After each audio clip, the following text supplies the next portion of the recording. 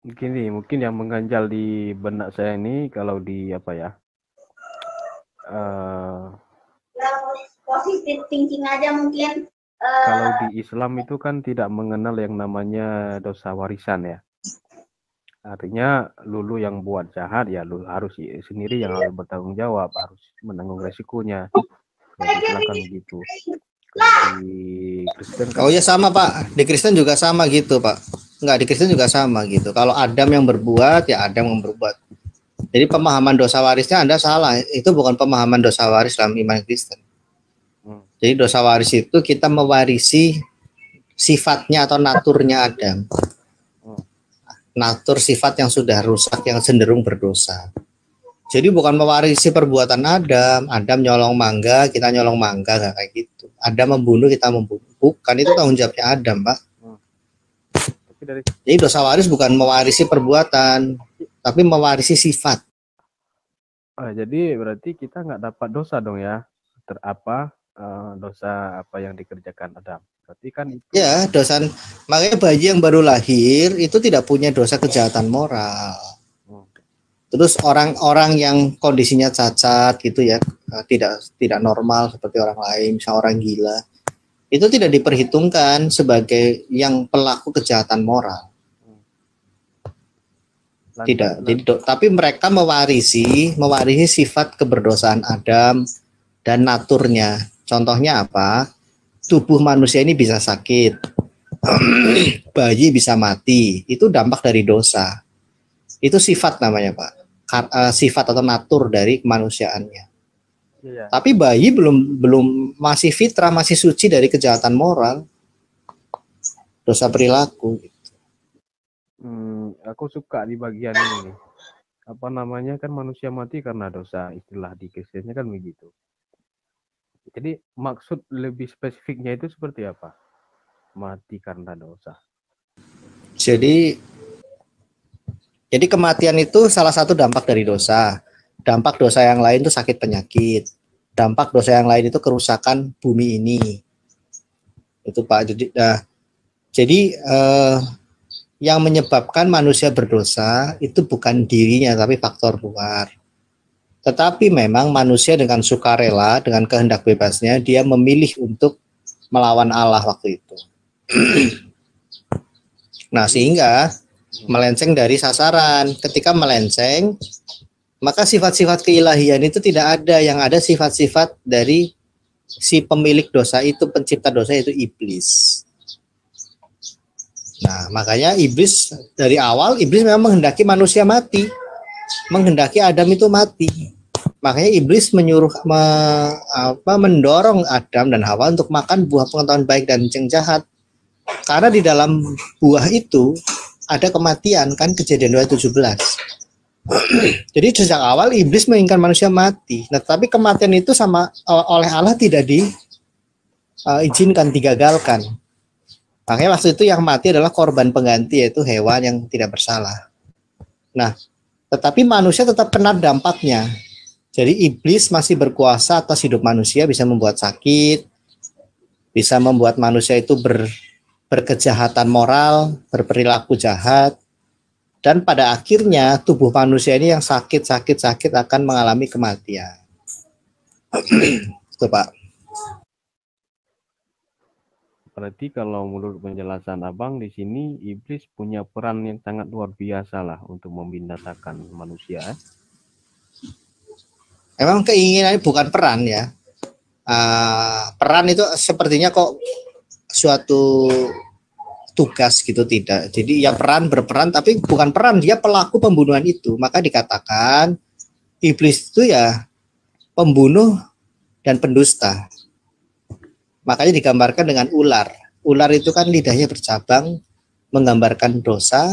Ular makanannya adalah debu tanah, menggambarkan manusia. Jadi iblis itu memang tujuannya adalah membinasakan manusia. Mengapa demikian? Karena manusia derajatnya sangat tinggi. Sangat tinggi. Lebih tinggi dari malaikat. Logikanya begini Bang, apa mungkin level makhluk dengan makhluk bisa... Suaranya kecil bro. Suaranya kecil. Halo? Bang kecil. Ya. Iya, jangan pakai headset mungkin Pak. Dilepas. Pak Irban lanjut ya.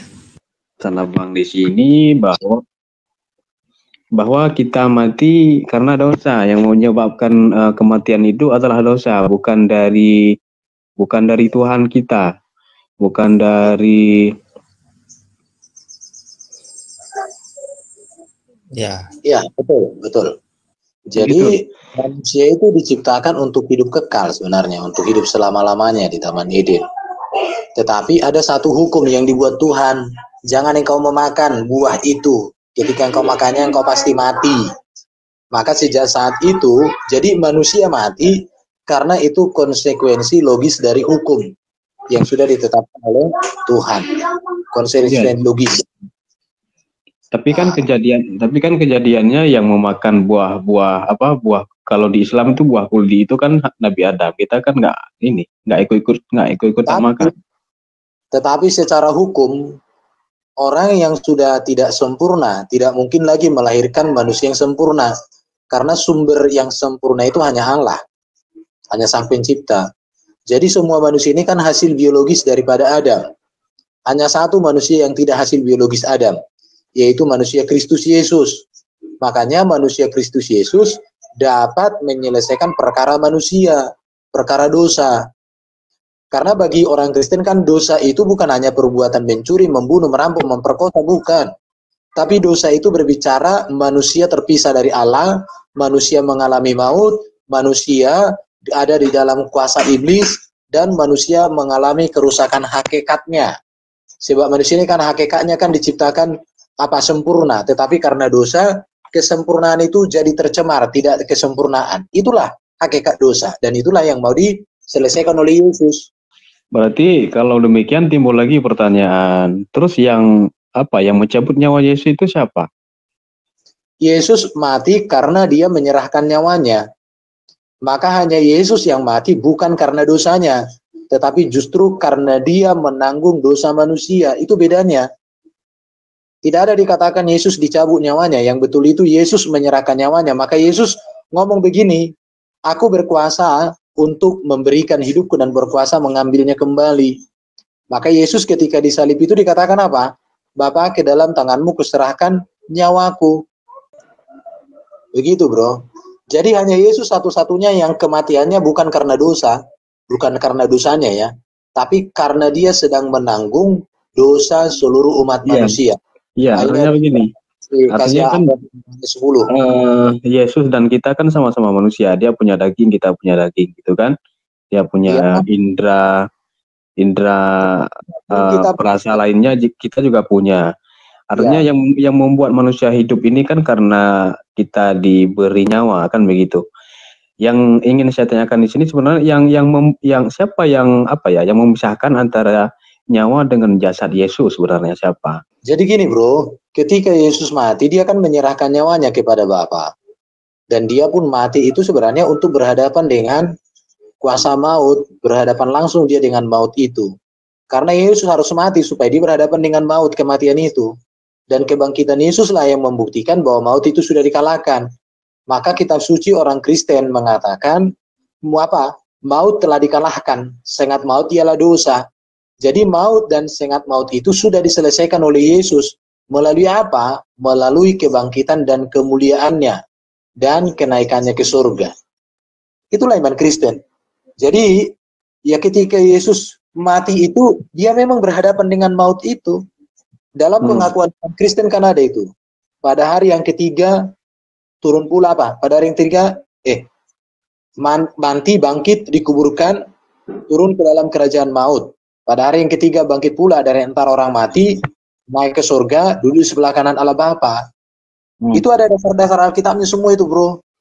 Saya karena di TikTok ini saya tidak bisa jeluskan satu-satu, tapi kalau di Zoom saya bisa tunjukkan semua detail ayat-ayatnya. Ya begini ya, saya bukan ingin menafikan penjelasan abang ya. Cuman agak sedikit janggal tatkala kesalahan orang lain yang buat sesuatu kesalahan, kita juga ikut-ikutan dicap sebagai pelaku kesalahan, walaupun kita satu keturunan. Berarti bro tidak menyimak tadi arti dosa waris itu atau hakikat dosa. Makanya orang Kristen membedakan perbuatan dosa dengan hakikat dosa. Hakikat dosa itu apa? Manusia terpisah dari Allah. Manusia mengalami maut, kematian. Manusia tunduk kepada iblis. Manusia mengalami kerusakan hakikatnya. Itulah dosa itu. Tapi kalau perbuatan dosa, manusia mencuri, manusia merampok, manusia berzina, itu perbuatan. Iya, itu perbuatan. Tapi Nah, jadi yang dikerjakan oleh Yesus itu hakikat dosa itu sudah diselesaikan oleh Yesus. Kenapa Adam yang berdosa maka kita mewarisi? Kenapa? Ya karena semua manusia terhisap di dalam natur Adam. Tidak mungkin Adam sudah berdosa, sudah tidak sempurna melahirkan yang sempurna. Karena yang sempurna itu hanya berasal dari Allah Sang Pencipta. Manusia yang berdosa tidak bisa melahirkan yang sempurna. Itu sudah hukum alami itu, bro. Gak mungkin manusia yang berdosa melahirkan manusia yang sempurna, gak bisa. Contoh, bro sudah menikah belum? Sudah kawin? Sudah punya istri? Sudah. Anakmu berapa? Anakku 2. Anakmu itu pernah nggak melakukan kesalahan melawan atau mungkin cakap kotor atau apa? Pernah nggak? Setahu saya kalau di rumah dia baik sih, penurut. Pasti pernah melakukan kesalahan, toh? Iya, yang namanya manusia memang tidak luput dari kesalahan. Itu wajar namanya. Pertanyaannya, pernah nggak bro mengajar anakmu itu untuk melakukan dosa? Pernah nggak? Enggak, ya nggak pernah lah. Kita selaku orang, ya ngajarnya kan baik-baik. Ya, mengapa dia bisa melakukan dosa? Itulah karena dia sudah memiliki natur dosa. Jadi natur dosa atau hakikat yang berdosa dengan perbuatan dosa, dua hal yang berbeda, tetapi tidak bisa artinya dua hal yang berbeda itu. Natur dosa yang menjadi sumber dari manusia melakukan dosa. Ya, tapi kalau ya itu kan menurut abang, kalau menurut saya kan nggak seperti itu, karena kita makhluk ini kan dikasih akal ya, dikasih pilihan, kemudian dikasih ilmu ya. Kita bisa dengan akal kita bisa memikirkan mana yang baik, mana yang tidak baik, mana yang memberi manfaat kepada orang lain, mana yang memberi mudarat kepada orang lain, kan kita bisa memikirkan kepada hal tersebut.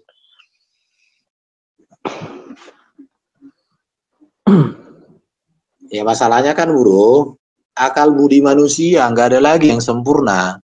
Akal budi manusia itu sudah cacat sejak zaman Adam. Jadi akal budi manusia tidak bisa lagi acuan untuk mencapai Allah. Karena manusia tidak bisa mencapai kebenaran yang sejati dengan akal budinya. Karena akal budi manusia ini bagaikan kain kotor, bro. Ya, itu kan menurut abang. Kita kan berbeda nih. Kenyataan. Ya. Itu ini nggak semua, bang, nggak semua. Karena begini, kita di samping dikasih akal, kita dikasih pedoman. Oke, pedomannya apa, bro? Sekarang kita bicara ke pedoman. Begini, jadi supaya akal ini selaras dengan perjalanan kehidupan kita, karena kita ini diciptakan, maka dikasihlah petunjuk alur untuk bagaimana kita bisa hidup dengan baik dan benar agar sampai kepada Tuhan. Jadi dikasihlah pedoman. Kalau di dalam Islam itu dikasih Al-Quran sebagai pedoman hidup. Nah, jadi di saat akal kita bertentangan dengan Al-Quran, nah kita di situ ada pilihan. Oke, kalau sekarang kita tanya dulu sama bro. Ya. Apa pedoman di dalam Quran yang menjadi bukti bahwa bro pasti masuk surga? Pedoman di dalam Al-Quran secara di dalam Al-Quran itu jelas. Kalau kau berjalan di atas bumi ini sesuai dengan tuntunan Al-Quran, maka kau akan dimasukkan kepada ke surganya Allah, kekal abadan abadi selama-lamanya. Mana ayatnya, Pak? Mana ayatnya? Kalau kehidupan kau di dunia ini bertentangan dengan pedoman hidup, dengan apa yang sudah dituntun oleh Allah, yang dibawa oleh Rasulullah Muhammad, maka kau akan mendapat kecelakaan di neraka. Oke. Yang saya tanya itu sama Bapak itu, apa dasar Bapak itu percaya kepada Quran bahwa sudah ada kepastian keselamatan? Coba Bapak sebutkan dulu, ada satu orang yang berkeyakinan kepada Quran sudah ke surga, ada nggak?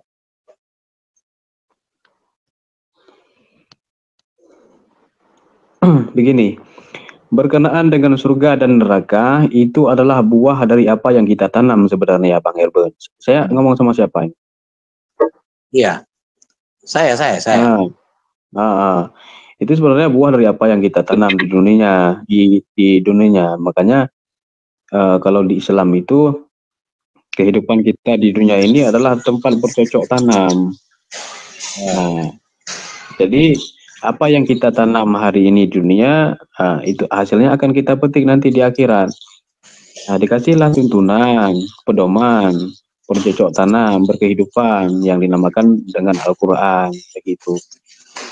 Ya kalau di Islam, kalau tidak menduakan Allah, tidak musyrik kepada Allah, tidak menyembah selain kepadanya, ya kita akan dimasukkan kepada surga, walaupun sebelumnya kita dihisap dulu di neraka, artinya dibersihkan.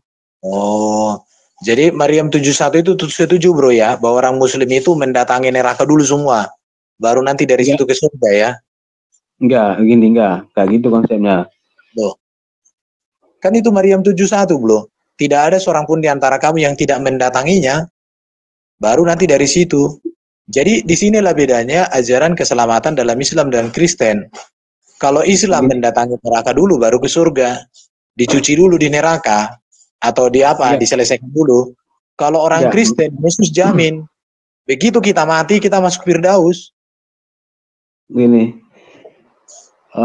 di awal kan tadi saya ini sudah menerangkan bahwa kalau di Islam ya, kita hidup di dunia ini adalah bercocok tanam, melakukan kebaikan maka akan dibalas kebaikan, melakukan kejahatan maka akan dibalas kejahatan. Maka di akhirat sana ada yang namanya Yaumul Mizan. Kami kalau di dalam Islam itu kalau selepas sholat itu sering berdoa begini, Ihdinas siratal mustaqim siratal ladzina an'amta 'alaihim minan nabiyyin wasiddiqin wasyuhada'i wassalihin. Itu kan. Artinya kita semua manusia pasti melewati yang namanya titik siratal mustaqim. Jadi pada apa ya di titik siratal mustaqim itu tergantung amalan kita di dunia. Nah, kalau kita kayak apa lanjut dulu Pak Kapas tentang Islam ini, lanjut dulu. Iya lanjut aja Pak Pesulap. Lanjut aja dulu. Ini lanjut. Pak Pesulap yang kemarin tretan itu kan, bukan ya? Iya. Jadi gini, bagaimana orang Muslim masuk surga itu gimana itu? Silakan Bro Kapas, lanjut dulu. Oke. Biarkan aja dulu deh, selesaikan Bang. Selesaikan. Oh iya, selesaikan dulu, jelaskan Bro, jelaskan dulu. Nah, jadi proses penglewatan titik siratal mustaqim itu kan ada yang melewati secara ngangkang, ada yang melewati secara cepatnya itu seperti kedipan mata. Itu kan tergantung amal dia di dunia. Kalau amalnya di dunia dia bikin rusuh, bikin maksiat kepada Tuhan, sering membunuh, menzina dan lain-lain, larangan Tuhan yang dilarang dia kerjakan, maka dia akan jatuh kepada neraka. Jadi konsepnya nggak semua harus masuk ke neraka dulu. Konsepnya yang benar, dia harus melewati yang namanya titik siratal mustaqim. Jadi begitu. Oke, jadi nasibnya di situ sebenarnya. Kalau amalnya baik, berarti dia lewat. Kalau nggak baik, ya jatuh. Oke Bro, kayak apa selanjut dulu Bro? Ya, sepintas ya yang saya ketahui begitu. Tapi kenapa ya itu ya, nanti kalau masalah tafsir nanti kita jadi debat kusir ya, karena semua tafsir bahkan pendebat Islam juga sepakat kalau nanti umat muslim itu bakal dilondri dulu kan, masuk ke neraka dulu beberapa saat, terus nanti baru dipindahkan ke surga menurut tingkatan-tingkatannya. Nah, tapi kalau seperti itu gimana? Apakah di dalam neraka itu ada siratal mustaqim atau siratal mustaqim itu menuju ke nerakanya tuh, Pak? Enggak. Jadi titik siratal mustaqim itu itu terbentang di atas neraka.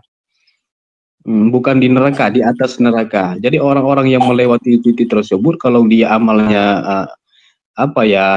nggak ada ini, maka dia akan langsung terjun bebas itu ke neraka.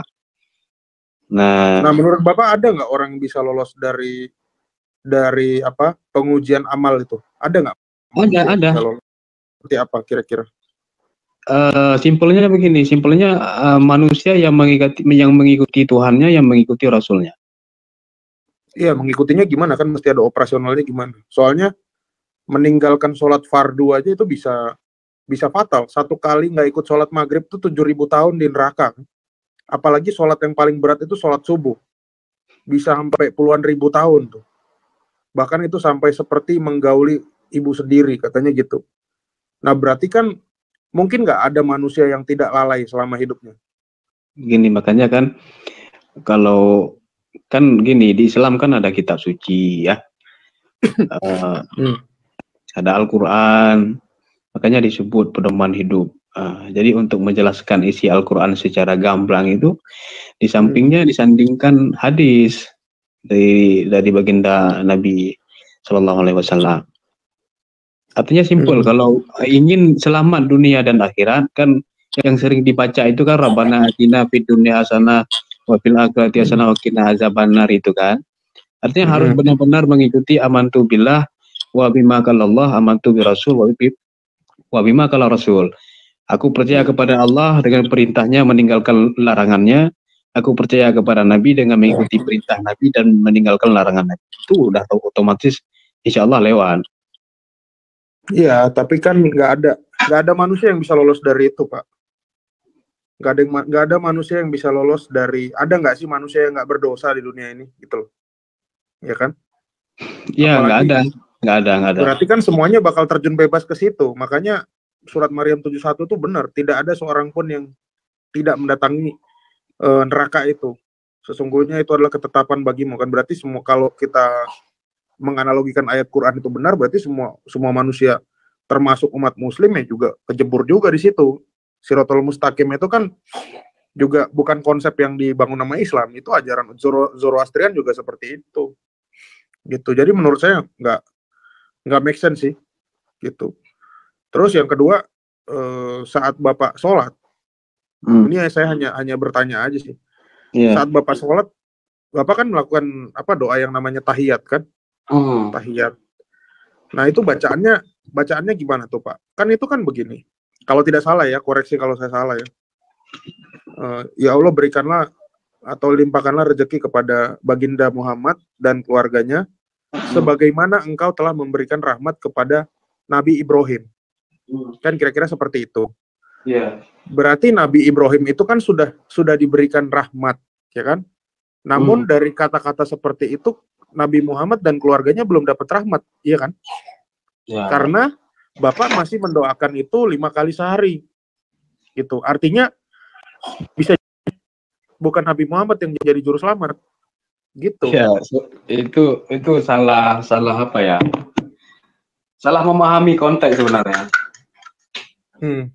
Jadi penjabarannya bukan seperti itu.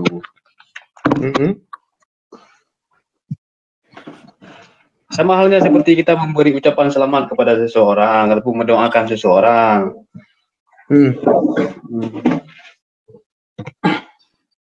Sebentar ya, sebentar. Terus?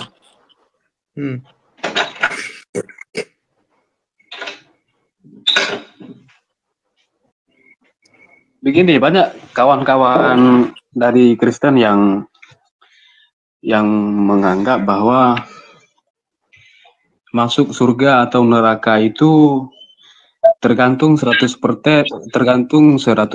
terhadap perintah-perintah yang diperintahkan oleh Allah. Sebenarnya perintah itu untuk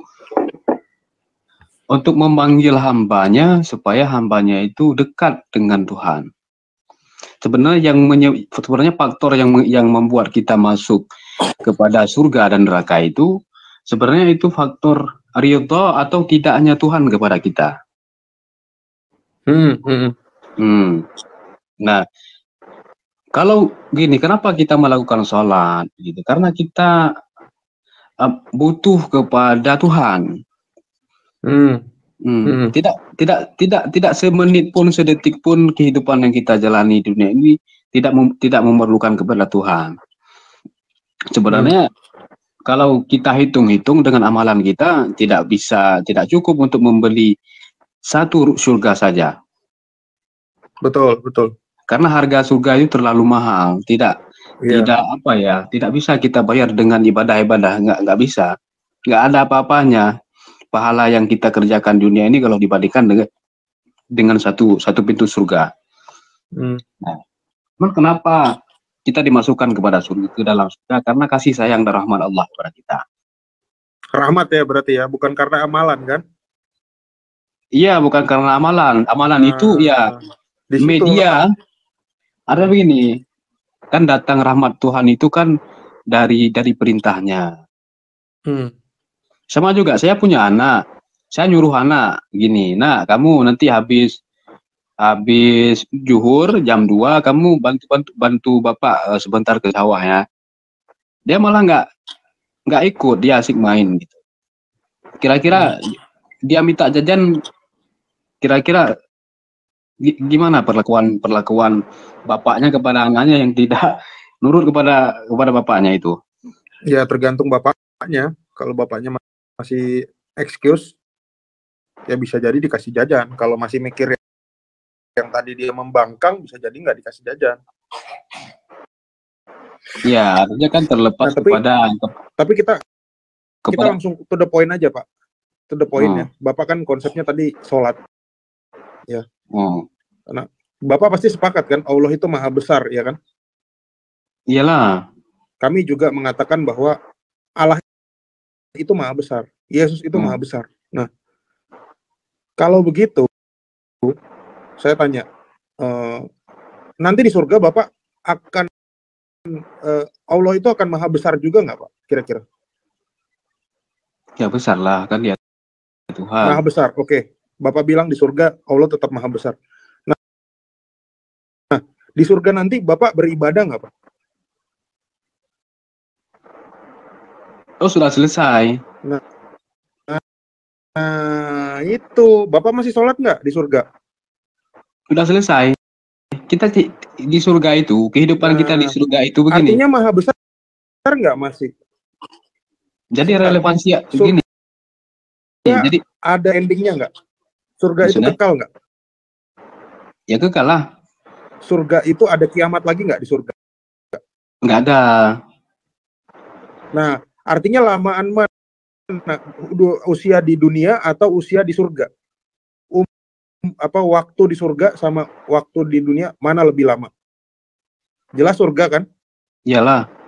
Jika Bapak sudah tidak menyembah Allah Bapak nanti itu bakti kepada Tuhan gitu. Nah, kalau Bapak seandainya di surga Bapak nanti sudah tidak ada ibadah, tidak ada sholat, terus bagaimana kemahabesaran Allah itu diakui? Jadi begini, kemahabesaran Allah itu tidak tergantung mau kita salat ke mau enggak ke, dia Tuhan, tidak mengurangi ketuhanannya walaupun kita berbuat dosa. Itulah Tuhan. Walaupun sedunia ini nyembah dia, nggak ada, misalnya sedunia ini nyembah Allah, tidak ada yang menyekutukannya, apakah dia akan besar? Dia tetap seperti itu, dia tetap seperti Tuhan. Sedunia ini tidak ada yang mau menyembahnya, apakah ketuhanannya itu akan hilang? Nggak demikian. Dia Tuhan, dia nggak butuh kepada kita. Yang butuh yang butuh itu kan sebenarnya mutakabirin, betul kan? Allahu mutakabirin. Butuh kepada Allah kita. Sangat, ya kan? Allah adalah satu-satunya yang maha takabur, betul kan? Selamat siang, Kak Fas. Selamat siang. Yeah. Allah satu-satunya yang boleh sombong di dunia. Nah, permasalahannya kalau gitu buat apa ada perintah sholat kalau begitu, Pak? Nah, kepentar. Bener nggak sih Itu kalau di surga itu, di surganya Islam itu nggak ada sholat lagi, betul? Gini, Iya, iya, aturan betul. Di surga aturan itu yang tidak ada betul. sholat. ya sebentar saya Kok jawab. sebentar, Betul, sebentar Pak. Pak. Saya kemarin ada yang bilang mana dalilnya, malah si Cayapas dituntut, dikira dia bohong karena dia tahu ada sholat di sono. Gimana yang benar? Begini. Nah, Yang saya tahu ya. Nah, jadi ini jangan klaim keadaan di surga seperti apa yang saya katakan ini, jangan. Nanti boleh ditanya lagi sama yang lebih mengerti. Yang mengikat kita dengan Tuhan itu sebenarnya ya di dunia, karena ada aturan, karena ada syariatnya. Nah, di akhirat itu kita nggak terikat lagi dengan syariat tersebut. Kita hanya menikmati jerih payah hasil buah yang telah kita tanam selama kita dikasih kesempatan di dunia. Jadi begitu. iya tahu. Iya berarti kan Bapak kan berarti kan betul toh nggak ada sholat lagi. Ya nggak ada lah. Nggak ada sembah menyembah lagi toh. Nggak ada. Serius Pak? Masa nggak ada sih? Serius. Ya gue speechless gue jujur. Berlaku ketika di Ya, dunia. Ya di surga itu tinggal bersyukur, memuji kepada Allah. Berarti sholat itu hukuman di dunia. Sholat sudah nggak ada lagi. Gini. Iya, karena kita sudah dapat adalah wujud daripada keimanan, ketaatan selama di dunia. Nah, sholat di surga tidak ada lagi perintah sholat. Tiap ada perintah sebentar. Enggak sih ya, perintah sholat itu hanya diwajibkan ketika di dunia. Nah, ketika di surga ya kita tinggal tiap ada si Ade pasti gua menikmati daripada keimanan kita dan amal soleh di dunia. Iya benar. Lanjutin Pak, gue kemarin pengen denger hilang juga ini. Lanjut Pak yang tentang sholat Pak. Iya, jadi aku masih belum ngerti. Aku belum ngerti ini apa penjabaran mereka itu tentang ibadah itu loh. Karena begini, ini dimulai semenjak kemarin ya. Tes. Iya Pak. Gua dengar ada Ustadz Amir. Assalamualaikum warahmatullahi wabarakatuh. Ya jadi kemarin itu aku jadi gini loh ya, terkait dengan kewajiban manusia untuk ibadah kepada Allah. Halo. Pak, suaramu mau mental lagi nih kau. Ini putus-putus. Ya bentar. Dulu Pak Amir sebentar dulu Pak Amir. Enggak, meluruskan itu tadi terkait kewajiban manusia untuk menjalankan syariat yang diperintahkan oleh Tuhan. Headsetmu rusak lah, headset. Ya dah, itu sebagai ujian Allah untuk menuju ke akhirat. Saat di akhirat nanti manusia dimasukkan di dalam surga, ya dah. Saat Allah memasukkan kita di dalam surga karena sudah menjalankan syariat-syariat di dunia, maka di surga itu cuma kita bersyukur kepada Allah, memuji Allah saja. Tapi perintah terkait dengan syariat itu sudah nggak ada. Karena apa? Karena dunia adalah ujian bagi kita. Yang tepat itu dunia adalah panggung sandiwara, sebetulnya gitu Pak. Bukan panggung sandiwara. Makanya di dalam Al-Quran kan dijelaskan bahwa manusia diciptakan hanya untuk beribadah kepada Allah. Nah, saat beribadah kepada Allah di dunia ini, maka di akhirat kita mensyukuri yang Allah berikan kepada kita. Dan untuk kewajiban terkait dengan syariat sudah nggak ada lagi. Karena yang disyariatkan itu adalah di dunia saja, bukan di akhirat. Karena di akhirat, di dunia sudah diuji oleh Allah dengan menyembah sesuai dengan perintah. Nah, yang tadi yang dibilang kita mendapatkan keridhaan Allah, itu karena kita memuji Allah dengan perintahnya. Inilah yang dibilang kita dapat rahmatnya Allah karena kita melakukan perintahnya. Nah, hasilnya di akhirat kekal selama-lamanya, tapi kita tidak melakukan syariat yang sudah diberikan di dunia ini. Begitu, bro. Kerahmatannya Allah, kita selalu menjalankan apa perintah. Inilah kerahmatan. Kalau kita yang dibilang tadi apa namanya, kita tebus surga, tidak mampu, tidak akan mampu amal kita. Nah, karena kerahmatannya inilah Allah memasukkan kita ke surga. Dengan apa? Nah, terbukti Allah menguji manusia dengan diperintahkan untuk sholat, menjalankan apa yang diperintahkan Tuhan, menjauhi semua larangan Allah. Nah, inilah kerahmatannya manusia ini.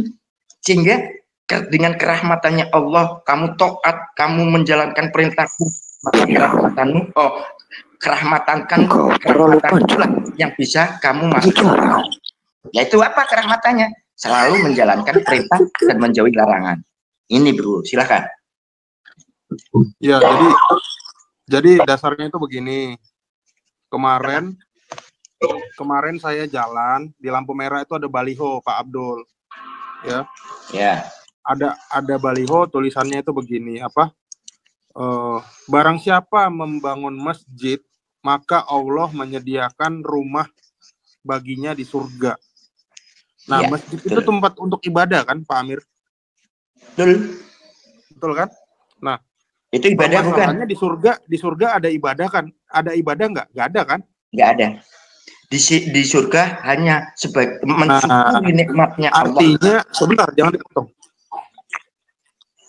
Ya, artinya Allah itu sebetulnya mau membuat umatnya menjadi ateis gitu loh. Kamu bikin rumah buatku, cuma nanti kamu waktu sudah masuk surga, kamu nggak usah nyembah aku gitu loh. Maksudnya gitu loh, Pak Amir. Kan kira-kira gitu. Iya. Nah, artinya kan bisa saya simpulkan bahwa berarti orang Islam ini di Allah secara tidak langsung untuk menjadi ateis. Gitu. Kira-kira Pak Amir nangkep nggak? Ya enggak lah, nggak masuk akal. Loh, karena yang kan punya surga yang kan memasukkan surga adalah Tuhan yang menciptakan kita. Yang mempunyai surga adalah Tuhan kita. Iya. Kenapa? Tuhan menyediakan surga dengan kita diuji di dunia, lalu ujiannya lulus, nah maka orang tersebut akan dirahmati oleh Allah karena kamu taat. Apa yang saya perintahkan taat kok. Sehingga amal-amalan ibadah manusia itu menunjukkan kerahmatannya Allah untuk menuju ke surga. Lah kalau kamu katanya akan mendapatkan rahmat, gimana kamu di dunia aja tak uji kamu nggak mau taat? Rahmatnya kemana? Kan ini di surga konsep Bapak kan tidak ada ibadah. Sementara kalau kami itu mensyukuri. Kami itu ada, bahkan di dalam ayat Alkitab ada di dalam Wahyu 7 ayat 15. Mau ku bacain nggak? Kita tetap bertuhan kepada Allah, bahkan kenikmatan yang mulia, kenikmatan yang tidak ada tara oleh manusia, kita bisa ditunjukkan bentuk wajah Tuhan. Itu kerahmatannya Allah bagi umat Islam. Jadi jangan sangka kita nanti ke surga itu nggak bisa melihat Tuhan. Berarti Allah berbentuk ya Pak Amir? Ya. Halo? Ya. Berarti Allah berbentuk ya Pak Amir. Pertama, gini, saya kasih tahu ya, saya jelaskan dulu terkait dengan bentuk apa itu wujud Tuhan. Karena orang Islam juga mengimani wujud Tuhan. Tapi saat di dunia kita tidak diperbolehkan mengangan-angankan wujud Tuhan karena tidak mampu. Kemampuan ini saat kita nanti sebagai manusia yang sudah di akhirat, yaitu nanti dipertemukan karena ininya sudah berbeda. Kalau di dunia ini memang menguji kita bahwa Tuhan memberikan ujian kepada kamu. Kamu tak perintahkan dengan kekuasaanku. Apakah kamu masih percaya kalau aku ada? Inilah ujian kita. Loh, buktinya kan nggak ada ibadah. Kan? Kok nggak ada gimana? Di dalam Al-Quran juga, maka disinilah bentuk perintah Allah menguji manusia. Sehingga kita itu dilarang mengangan-angankan. Maka lihatlah ciptaannya Tuhan. Kamu menganalisa ciptaannya Tuhan aja nggak mampu, apalagi menganalisa Tuhan. di dalam dunia toh. Tapi di alam akhirat sudah berbeda, bro. Karena alam akhirat nanti manusia sudah berubah sebagai manusia sebetulnya yang akan ada kekekalan tadi. Bentuk manusia yang kekekalan yang tadi. Nggak nangkap pertanyaan. Iya, ngerti. Menurut lu Pak Amir nangkap nggak sih pertanyaan gua, Pra? Kan kamu menanyakan terkait dengan apakah Tuhan itu ada bentuk. Iya kan? Ada bentuknya. Sehingga di dalam Al-Quran, sifatnya Allah kan ada. Wih. Sifatnya Allah kan berbentuk. Berarti lagu, ya itu. Berarti lagu-lagu Islam yang wujud kidombako itu cuma berlaku di dunia ya? Bukan. Melafatkan kita apa bahwa Tuhan itu ada. Wujudnya Allah itu ada, memang ada. Bahwa kita nanti juga diperlihatkan di surga. Nah, dengan wujudnya Allah ini, wujud kidambako. Orang iman, orang Islam tuh mengakui Allah itu ada wujudnya. Ya, itu cuma lagu. Tapi wujudnya Allah ini, manusia di dunia, siapa bebas. Wujud Allah di dunia ini, manusia tidak boleh mengangan-angankan bentuk dan wujud Allah sebagai ujian kita. Bang Amir, aku mau tanya sehingga dulu. Di situ disebutkan, sabar dulu. Sehingga disebutkan, jangan kelamaan Pak Amir. Banyak orang mengangan zat wujudnya Allah. Tapi lihatlah ciptaannya, kekuasaannya. Sehingga kamu tak perintahkan ini dengan apa yang diperintahkan Allah untuk dekat dengan Allah, yaitu diperintah-perintahnya itu sebagai rahmat kita. Kalau kita percaya, berarti kita mendapatkan rahmat dari Allah. Nah, kerahmatan ini nanti akan dibawa ke surga. Karena kita tidak mungkin menebus surga dengan cuman amalan terlalu panjang Pak Amir. 5 kali tidak cukup sebetulnya.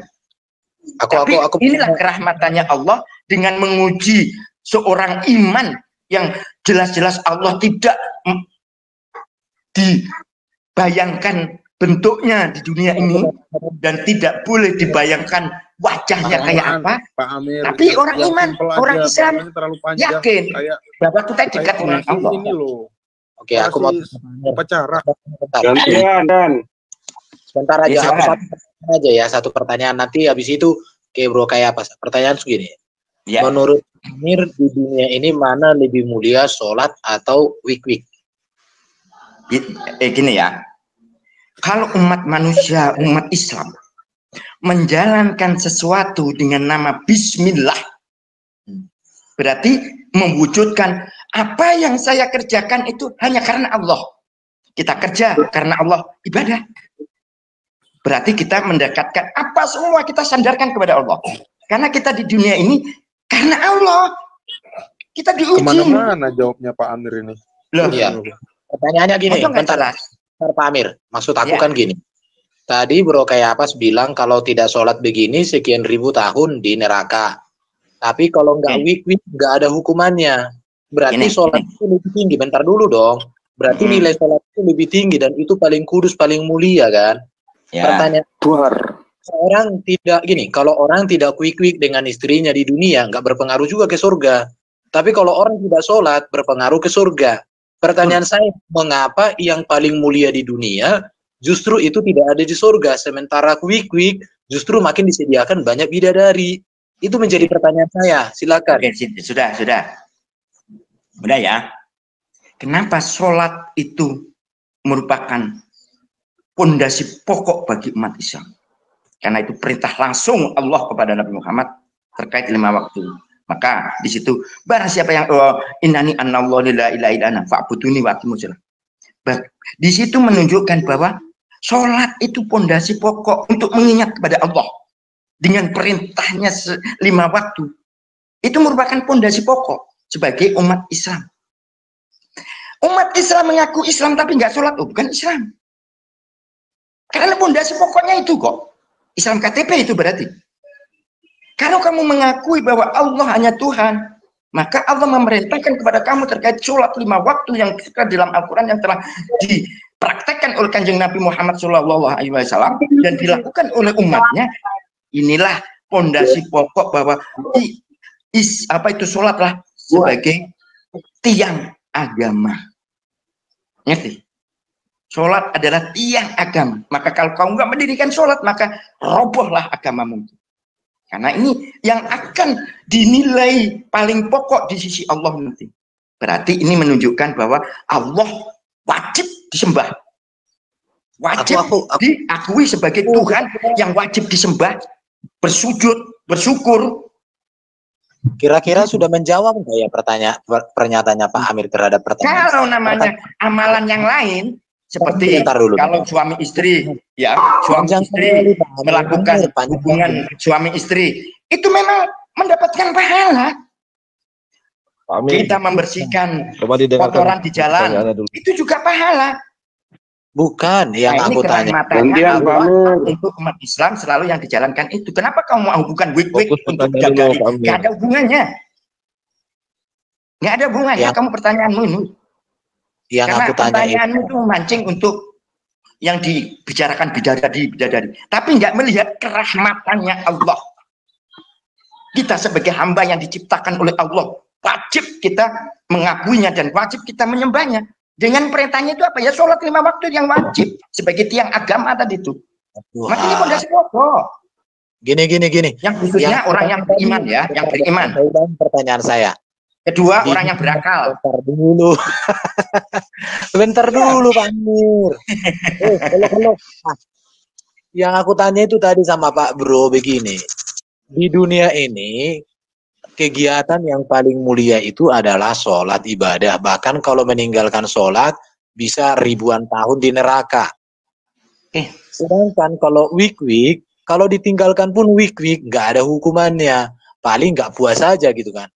Pertanyaannya adalah, mengapa aktivitas yang paling mulia di dunia, di mana untuk ayat itu sudah turun ayat-ayat untuk sholat dan lain sebagainya, bahkan menurut klaim Islam, ayat sholat itu langsung dibawa Muhammad dari surga ketika Isra Mi'raj. Sedangkan hal itu tidak ada, perintah itu datang dari surga loh. Tetapi ketika manusia sampai ke surga, justru nggak ada ibadah, nggak ada sholat. Tapi yang ada 72 bidadari. Itu yang aku tanya, padahal bidadari, masalah di dunia ini bukan hal yang terpenting. Itu pertanyaannya. Oke. Pak Amir paham dulu pertanyaan Bang Erben. Sudah paham nggak? Oke, sudah pusatkan dengan itu. Pertanyaan saya terakhir ya. Jelasin ya. Jawabanmu dengar. Habis itu ke Bro Kayapas. Ya, silakan. Terima kasih. Kang Bro. Udah nangkap ya Pak Amir ya? Ya, nangkap. Pak, siapa itu Kang Erben ya? Bahwa kehidupan di dunia ini paling pokok kita ini. Ujian kita yang akan kita bawa ke akhirat. Terkait dengan ibadah-ibadah yang diwajibkan oleh Allah kepada kita semua itu. Sebagai jembatan kita untuk menjaga kekekalan. Kekekalan apa di akhirat. Semua akan kekal. Kalian nanti. Sebagaimana yang tadi kamu bilang kan, kenapa sholat itu, kalau meninggalkan sholat, nanti adalah balasannya neraka. Loh itu pasti. Tapi sebelum manusia atau orang tersebut bertobat. Kalau manusia bertobat dan tidak akan mengulangi lagi dan mengkotor apa yang sholat-sholat yang ditinggalkan, maka kewajiban dia tadi dosanya akan dihapuskan oleh Allah. Maka inti pokok di sini adalah, di dunia ini adalah manusia diuji oleh Allah untuk menjalankan apa yang diperintahkan oleh Allah dan menjauhi semua larangan-larangannya, maka Allah akan wajib. Karena apa? Hududallah ya. Wa may yuti'illah wa rasulahu wa yata'adahu hududahu. Wa may yuti'illah wa rasulahu wa yudkhilhu jannah. Inilah janji Allah. Barang siapa yang panjangan Pak Amir dan taat Rasulnya dan menjalankan apa perintah Allah dan Rasulnya, maka Allah akan mewajibkan manusia tersebut masuk surga. Allah yang mewajibkan. Tapi kita sebagai hamba Allah masih bicara insya Allah, karena hati manusia bisa berbolak-balik. Maka kita selalu berdoa, ya muqallibal qulub tsabbit qalbi ala taati. Pak, ada telepon Pak. Tsabbit qalbi alal iman. Ada telepon. Papa sekarang telepon ke Mama. Jadi apa yang dijalankan umat Islam itu merupakan wujud dari kerahmatan Allah sebagai manusia, sebagai hamba Allah untuk menuju kerahmatannya nanti. Jadi orang meninggalkan sholat itu sama dengan orang yang merupakan keislamannya. Ya gitu, ngejek nggak boleh. Makanya ceburuan gantian Pak.